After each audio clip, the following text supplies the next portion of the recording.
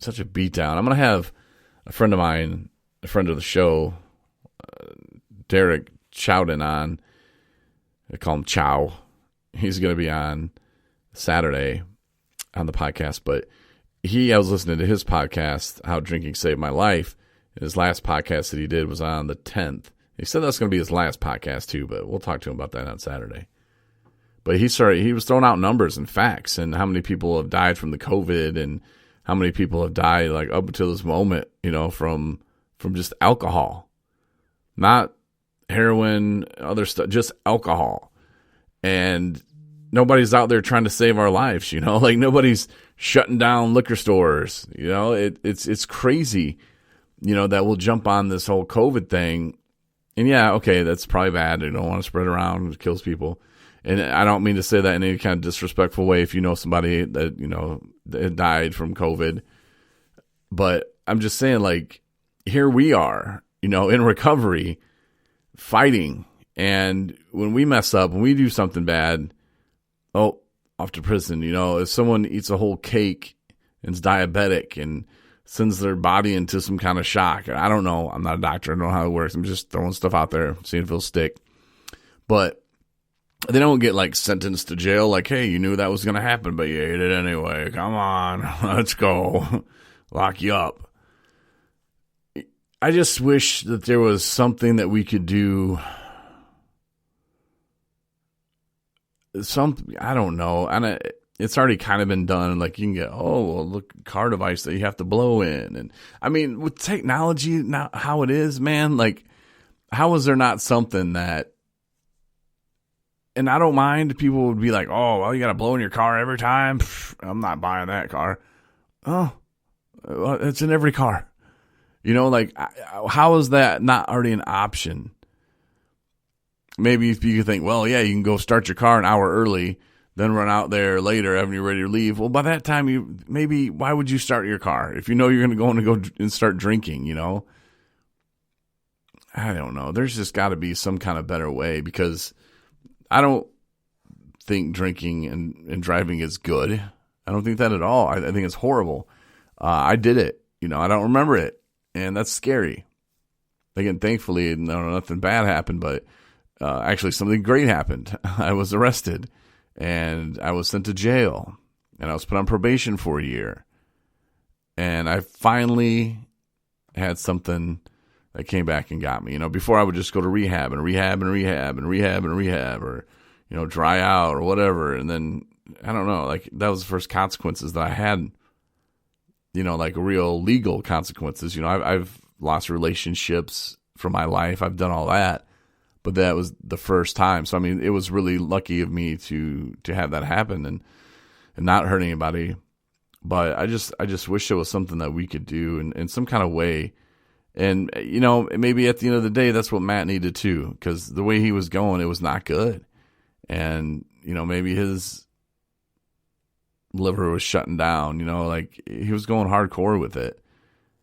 So, he wasn't on a good path. So I don't know, maybe it's a good thing that people get arrested for it. And let's see, I just don't see sitting in jail as a productive way to kind of help somebody with their mental health. I mean, especially in prison. I've never been to prison, but I doubt they have depression talks and, stuff like that in classes to figure out why you're feeling this way. I don't know. I've never been. I'm just saying I doubt that they do. Maybe they do. But maybe we got to get out there and start talking to some of these people because they're not bad people. Matt's not a bad person.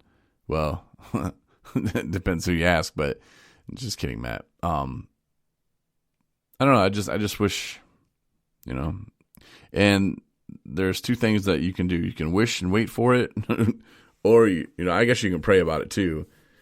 Or you can, start making some calls and kind of getting stuff done. Like for the people that are locked up in jail or in prison, let's give them an option. Do you want to speak with somebody?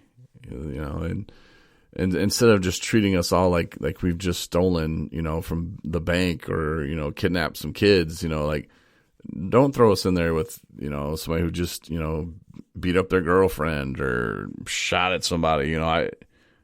I don't think people that have a substance use disorder should be locked up like that.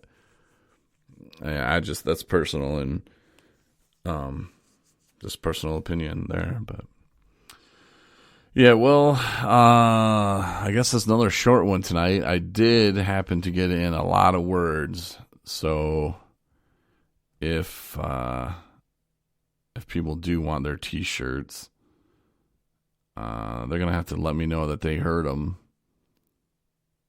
So that's how that works. And then, like us on Facebook and follow us. We're on Instagram as well. I'll throw some pictures up there from time to time. And Twitter, not real big into Twitter. But we're looking into getting somebody as our social media director. My sister kind of does it now, but I think she has a lot on her plate with buying kayaks and, doing, fun stuff like that. But so maybe we'll be more active on Twitter. Who knows if that reaches somebody and helps them because they see something that we post on Twitter. More power to them and more power to us, I guess, for doing that. So I guess we'll be there, Instagram and Facebook, of course. But listen to us pretty much all the platforms: iHeart, Spotify, all that good jazz. We will be starting up, because I keep hearing about these sports starting up, a 217 Recovery Fantasy Football League. I know it just ended. Calm down, but it's starting pretty soon. And keep that in the back of your mind if you want to join that, because I think that's going to fill up really quick. It's going to be a lot of fun. My first year sober was last year, completely start to finish sober. It's the first time, and it was fun. I finished, I think, third or fourth, but it was still a lot of fun. So if you want to stay sober and you're like, how can I do fantasy football and not drink? I'll show you. It's a good time.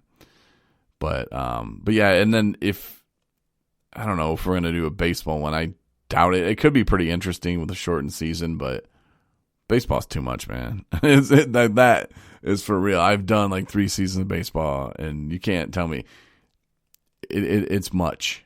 It's much. But so keep an eye out for that coming soon. And and we'll have Chow on Saturday. He's got all these numbers and facts. So if you're a numbers kind of guy or a facts kind of guy, listen on Saturday. We'll talk to Chow. And until then, have a good one.